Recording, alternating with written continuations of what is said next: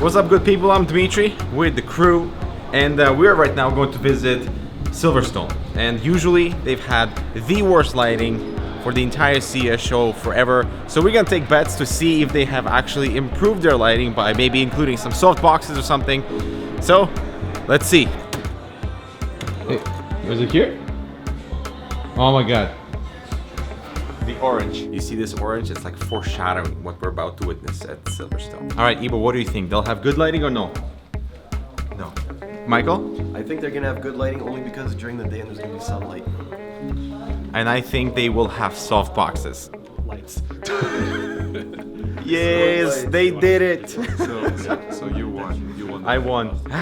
All right, let's check out what Silverstone has to offer. But first, huge thanks to Fantex, Thermaltake, Razer, MSI, and Corsair for making this trip possible. And while the guys are shooting the mini case, the ITX, the LDO3, which has been redesigned based on from last time we saw it at Computex. Now it's slightly bigger, so there's more spacing between the GPU and the tempered glass side panel. But we want to hear your opinion. Because their spacing is there, would you prefer a mesh panel or a tempered glass panel? With the tempered glass panel, you can still support, like, RTX 2070 or 200 watt GPUs without adding any additional mesh in there, so there's no throttling. Or would you prefer to go the performance route straight away, having a mesh side panel on the GPU side so there is no compromise? Let us know in the comments. Side panel installation is made easy with pegs that you push them in, so it's a convenient toolless assembly. And as for the interior, it is an ITX layout with SFX or SFX-L power supply that is supported, that goes right below the motherboard.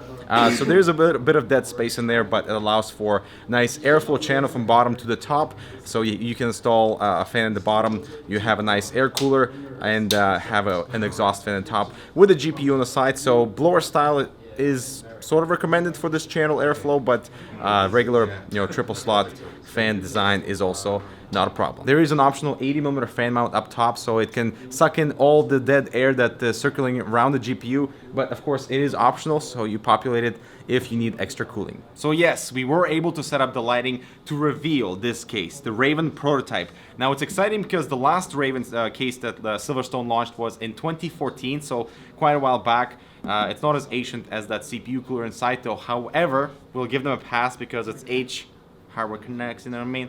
But this is the Raven prototype, and it's cool because they're trying to modernize the frame and modernize the features on the interior to kind of match what the users currently are asking for. Now in terms of design, it has that iconic Raven look. It's unmistakably a Silverstone RVZ enclosure, but now they've made sure to add some tempered glass elements. Before it was all acrylic.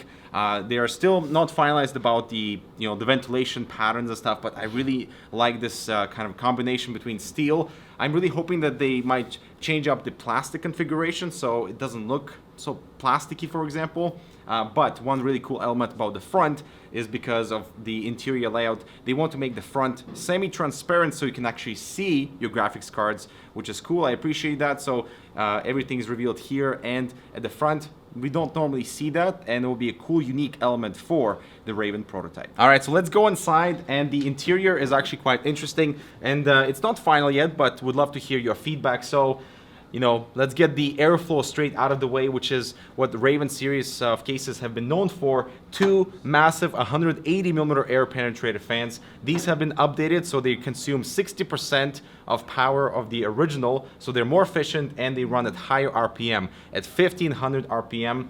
And they just move massive air columns, and that is the perfect thing for the current market. I feel like people are gravitating towards air cooling, and this is a really good opportunity for Silverstone to really latch onto that target demographic, because of CPU towers are getting so good. You don't necessarily need to go towards an all-in-one to get good performance, and GPU cooling is going to be more important than ever with the latest and the hottest graphics cards on the market. As you can see, we have two graphics cards installed right now. It's a full ATX layout. You could install eATX because we have a little bit of spacing in the bottom. Looks like GPU clearance will not be an issue, and you could install, let's say, some water cooling in the bottom, but that would be defeating the purpose of what the Raven series is known for. Now, of course, you can see everything on the side of the motherboard has been extended. This is not particularly something that I like, because I feel like this is kind of a lot of negative space that could be just minimized so you can have this beautiful air column, and that is what the case is known for. But the power supply has been relocated to over here. Originally it was somewhere in the front section, so I'm hoping they can rotate it and just minimize the spacing.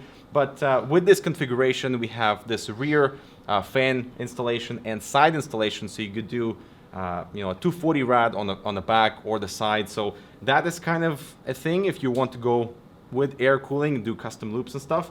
But also maybe they could install some hard drive installation in this negative space. But let us know what you think about the length of this enclosure.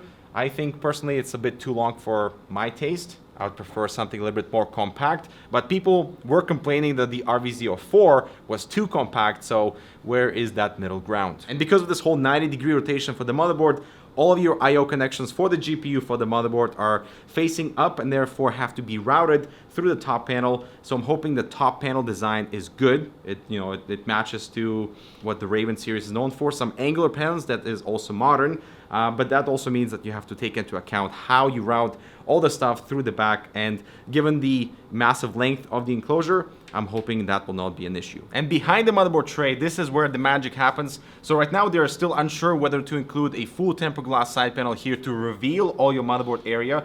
But a good thing is they are modernizing the cable management section, so they will include little panels here and there to hide all your cables, which is awesome. I'm really excited to see what their implementation of that will be.